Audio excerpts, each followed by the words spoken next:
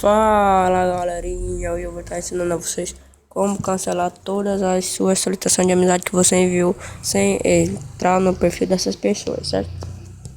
Vamos entrar aqui no Google.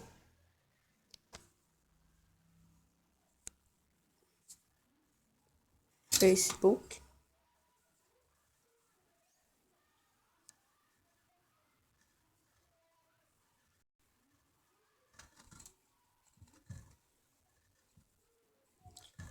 O que você vai fazer?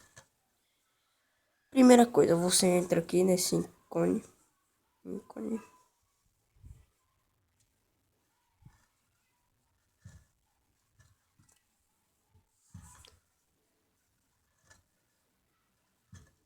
Aí você vem aqui, solicitações.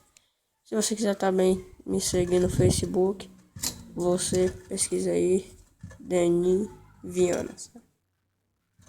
Você vem aqui. Aí você vai fazer o que? Você vai clicar nessa setinha aqui. Você vai ver solicitações enviadas. Vai estar carregando.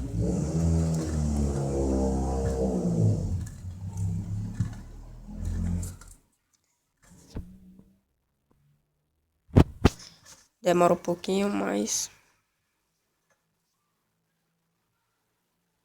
só tem esses dois, certo?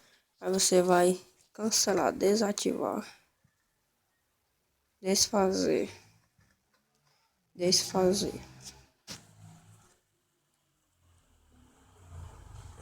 Por hoje é só, pessoal. Obrigado pela atenção. Se você quiser me seguir no Facebook, é Deni Viana. Falou e tchau!